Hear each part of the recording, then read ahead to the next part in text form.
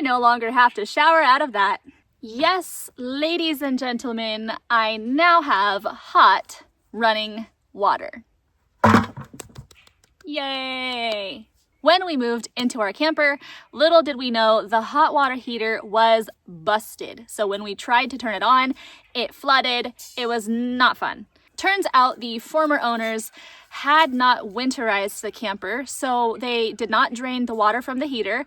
It froze, expanded, and popped. And as you can see, it was a big break. So for the last 2 years, we've been using a bucket to shower. We have tried other methods. We've tried the camp bags. They break. We can't get them high enough in order to have a good water flow.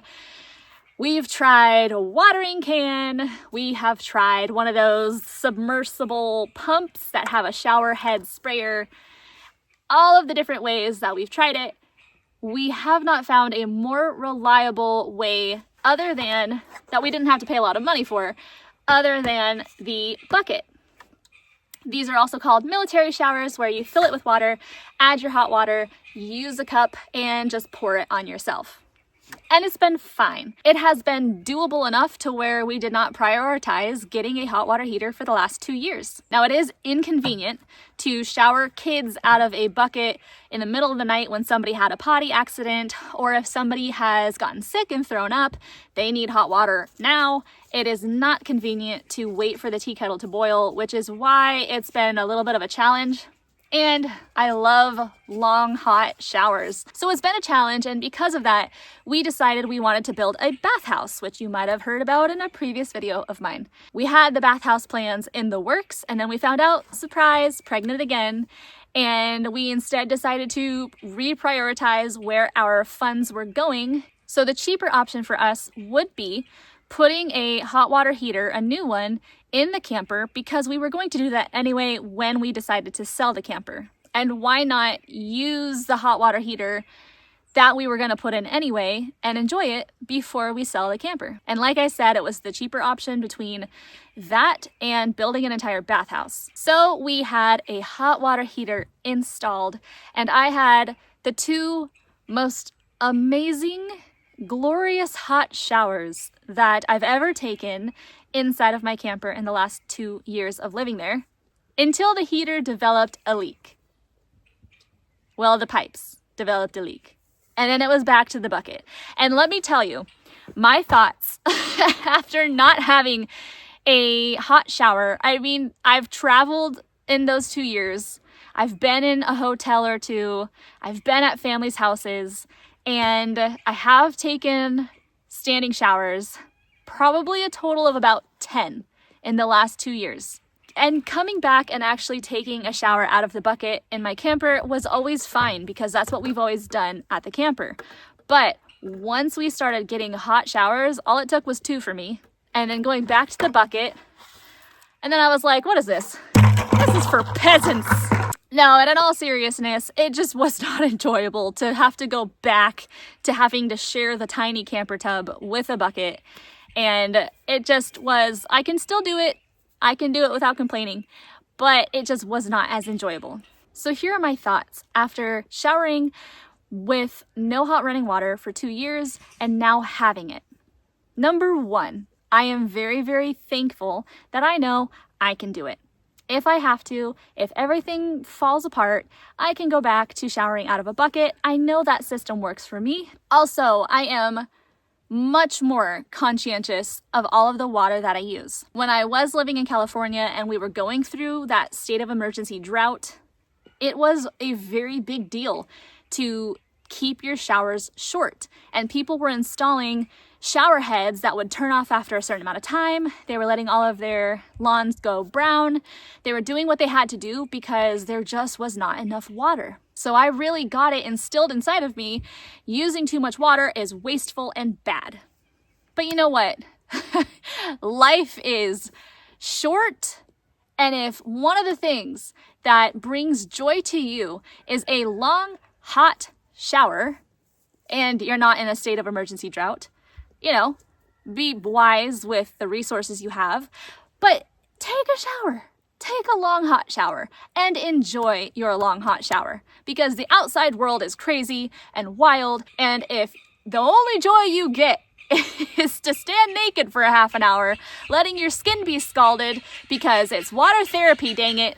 Do it. Now I don't take 30-minute showers anymore. I don't have enough water in the camper to do so, but not saying that that's ever not a possibility one day. It's a really good way to relax. So that is my thought too, is not only do I have more respect for the amount of water that I use, I'm more conscientious of it, but also it's not a big deal to use a bunch of water anymore.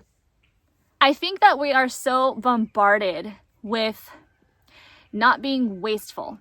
I think a lot of the narrative in people's minds nowadays is how big of a footprint you cause and how much of a stress on the land and the environment you are, bad human, and all this stuff. And it's like, you know what? We can live in harmony with nature and also use resources because we're people, and it's okay. And we're not morally bad or wrong for wanting to burn wood to use for heat, for fire, or turn trees into paper. You know, it gets bad when people get greedy and start to wipe out rainforests. I get it. That is bad. But if you have the resources and you can take a long hot shower, take a long hot shower. Going off grid for me is not about having to tote my own water in buckets. I don't want to do that. I just want to have more control over my resources. I want to never again have to experience rolling blackouts from the local power company. I never ever again want to be cold because my rental house was so poorly insulated and the propane company hiked prices so high in winter that as a poor young couple with young kids, we couldn't afford propane right away, and so we would just have to go cold until we could afford it again. I don't want to have to worry about who these strange random men are at my home. Oh, it's the water company sending out people and they can just come on and look at the meter without even knocking to say, hey, we're here from the water company, just gonna check some stuff. And all that stuff has happened. I don't want that.